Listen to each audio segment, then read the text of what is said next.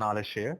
So as you all know that I have been uploading few podcasts or few speeches by the English native speakers. So I have started it by the name of Listen, Improve Your English by Listening. So in this series, I have also bought a new interest you will like. So as you all know that recently the elections has been concluded in the United States of America, and in that the result was that the Americans chose Vice President Kamala Harris and the President as Mr. Joe Biden. So people obviously discarded Trump for Joe Biden, hoping that New America will be something that will be of equal origins. There will be no differences, no inequality. There will just be an America. No red America, no black America, no blue America, just America. So here I bring you the speech by the Vice President-elect Kamala Harris, who has in origins and currently she is the Vice President of America. So I hope the speech helps you in improving your English language. So do comment in the comment box section below how did you like the video. And here she comes, Vice President-elect Kamala Harris.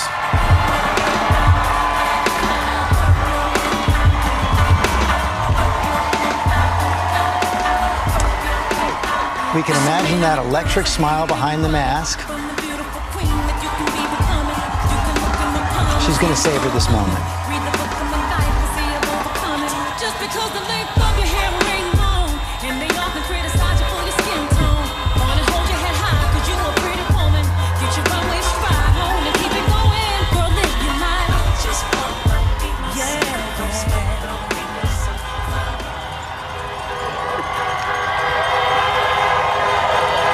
The horns are going off. A big exhale.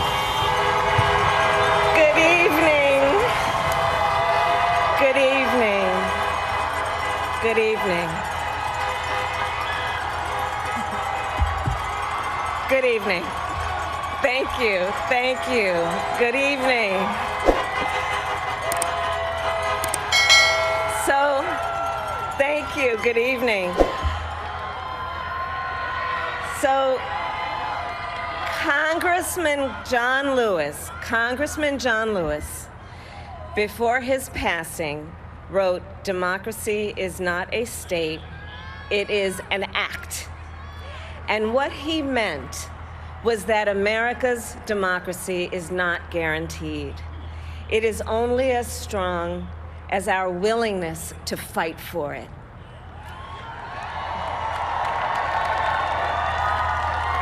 To guard it and never take it for granted. And protecting our democracy takes struggle, it takes sacrifice, but there is joy in it, and there is progress, because we, the people, have the power to build a better future.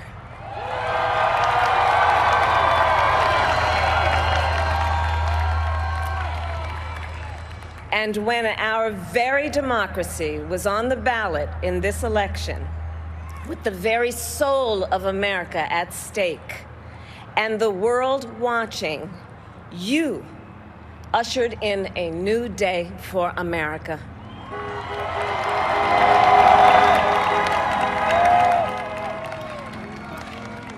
To our campaign staff and volunteers, this extraordinary team, thank you for bringing more people than ever before into the democratic process. And for making this victory possible. To the poll workers and election officials across our country who have worked tirelessly to make sure every vote is counted, our nation owes you a debt of gratitude.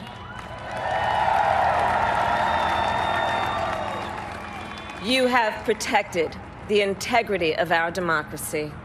And to the American people who make up our beautiful country, thank you for turning out in record numbers to make your voices heard.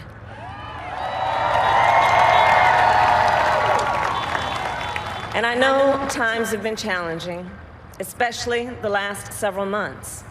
The grief, sorrow, and pain, the worries and the struggles. But we have also witnessed your courage, your resilience, and the generosity of your spirit. For 4 years, you marched and organized for equality and justice, for our lives and for our planet. And then you voted.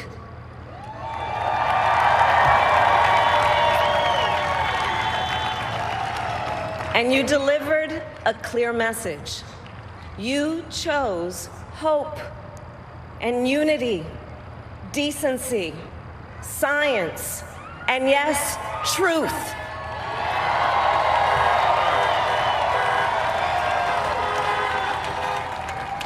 You chose Joe Biden as the next president of the United States of America.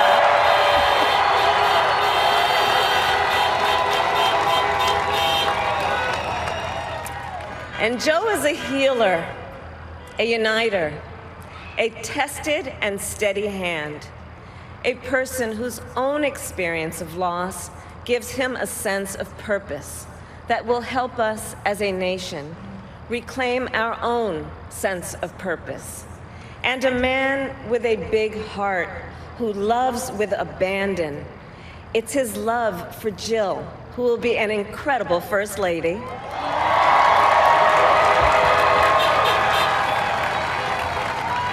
It's his love for Hunter and Ashley and his grandchildren and the entire Biden family.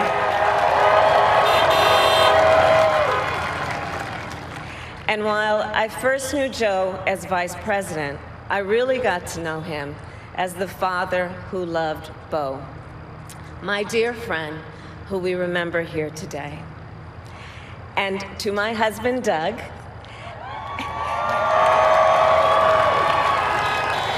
and our children, Cole and Ella, and my sister Maya, and our whole family, I love y'all more than I can ever express.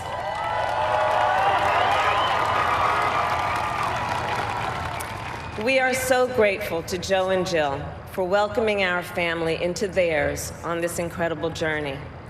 And to the woman most responsible for my presence here today, my mother, Shamala Gopalan Harris, who is always in our hearts.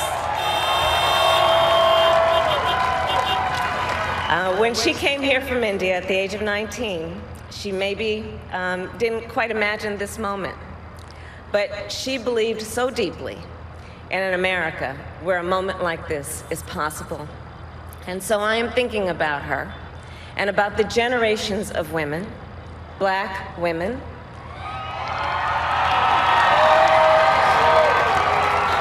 Asian, white, Latina, Native American women who throughout our nation's history have paved the way for this moment tonight. Women who fought and sacrificed so much for equality and liberty and justice for all, including the Black women who are often, too often, overlooked, but so often prove they are the backbone of our democracy.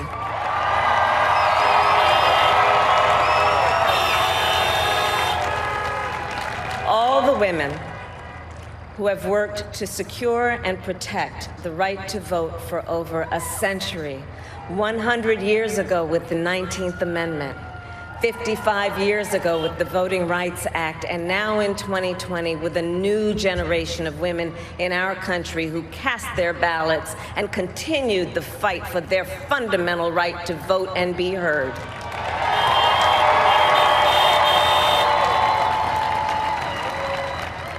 Tonight, I reflect on their struggle, their determination, and the strength of their vision to see what can be unburdened by what has been.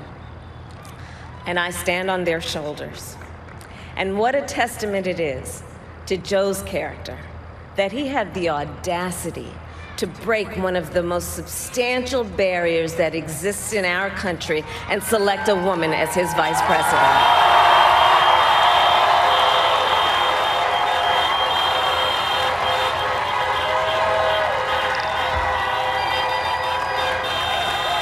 But while I may be the first woman in this office, I will not be the last.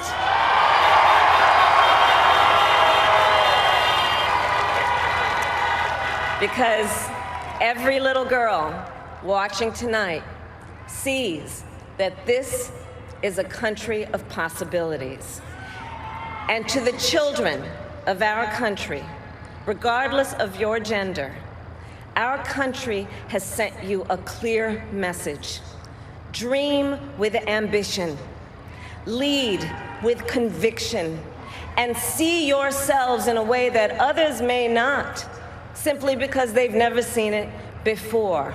But know that we will applaud you every step of the way.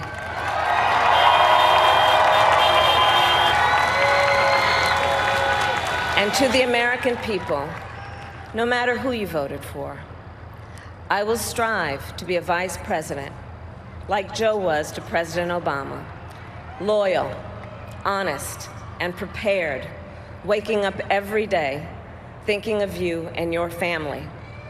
Because now is when the real work begins, the hard work, the necessary work, the good work, the essential work to save lives and beat this epidemic, to rebuild our economy so it works for working people, to root out systemic racism in our justice system and society, to combat the climate crisis, to unite our country and heal the soul of our nation.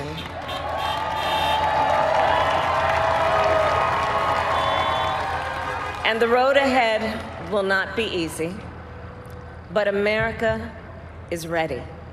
And so are Joe and I.